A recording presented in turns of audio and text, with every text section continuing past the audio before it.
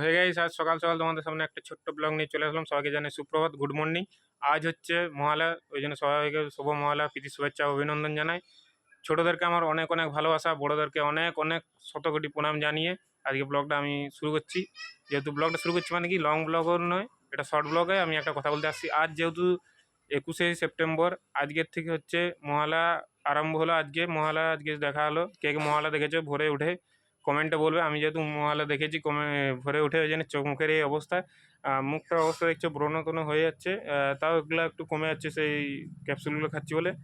আর মুখের চোখের অবস্থা থেকে বুঝতে পারছো যে অনেকটা ভোরেই উঠা হয়েছিল, যেহেতু রাত জেগে পড়া, বা 12:30 একটা পর্যন্ত পড়া, আবার ভোরে 4টার সময় উঠে মহালয়া দেখা আজকের দিন। এই অবস্থা মুখে। আর কারা কারা মহালয়া দেখেছো এটা কমেন্টে বলবে। আর পুজোয় কে কটা জামা প্যান্ট কিনেছো সেটা অবশ্যই কিন্তু কমেন্টে বলে যাবে। আমার এখনও পর্যন্ত একটা গেঞ্জি, একটা জামা, একটা প্যান্ট হয়েছে। জুতো এখনও কিনিনি, জুতো যেহেতু আছে। আর তোমাদের কটা জুতো, কটা প্যান্ট জামা হয়েছে সেটা সবাই কমেন্টে বলবে। আর যেটা বলতে চাইছি, সবাইকে প্রীতি শুভেচ্ছা মহালয়ার অভিনন্দন জানাই। আজকের থেকে দেবী পক্ষের সূচনা, মতলব নবরাত্রি হিন্দিতে যাকে বলে। আর আজকের থেকে দেবীর চোখ আজকে আঁকা হবে, যেহেতু যেহেতু দেবী পক্ষের সূচনা হলে দেবীর চোখ আঁকা হয় না, আমি যেটুকু জানি। ওই জন্যে সবাইকে পুজো পুজো সবার খুবই ভালো কাটুক, আমি এটাই চাই। সবাই পুজোতে খুব আনন্দ করে, খুব ফুর্তি করে। আর বিশেষ করে আমি ছেলেদেরকে বলতে চাইছি, যেসব ছেলেদের কাছে গাড়ি আছে তাদের মধ্যে হয়তো 100টা ছেলের মধ্যে 60টা ছেলে, মানে 60% ছেলে, মেয়ে দেখলে কিংবা রাস্তাঘাটে বেরোলে পুজোর সময় ছাবরিদের মতন এমনি এমনি করে চালায়। আমরা তো প্রত্যেক বছর ঠাকুর দেখতে যাই বাইরে বাইরে, অনেকগুলো ছেলেকে দেখেছি ছাবরিদের মতন চালায়। কিন্তু ওরা একদম কোনো গাছে কিংবা কোনো ট্রাকে যে এ হয়ে যায়, মানে বুঝতে পারছো।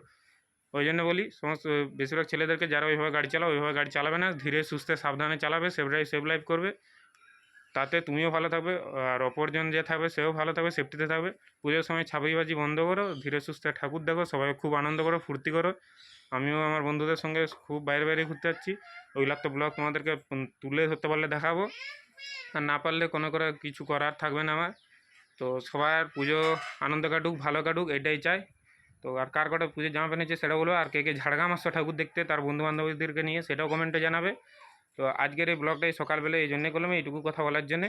বিশেষ করে ছেলেদেরকে যেটা বললাম, ওইভাবে গাড়ি চালাবে না। যেহেতু আমরাও গাড়ি চালাই, আমরা ওইভাবে গাড়ি চালাই না, আমরা সিম্পলি যাওয়া আসা করি। অনেকগুলো ছেলেকে দেখি তো সাপের মতন বাঁকিয়ে বাঁকিয়ে নিয়ে যাবে, দিয়ে করে যে করে কোনো গাড়িতে একদম কেটে যাবে।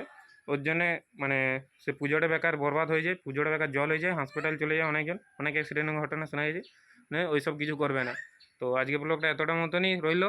আর পুজোটা সবার ভালো কাটুক, এটাই আমি কামনা করি। পুজোতে খুব খুব আনন্দ করো, খুব ফুর্তি করো, খুব যা খুশি তাই করো, কিন্তু গাড়ি খুব সাবধানে চালাবে। গাড়ি কিন্তু গাড়ি এমন একটা জিনিস, খুব সাবধানে চালানো উচিত, বুঝলে।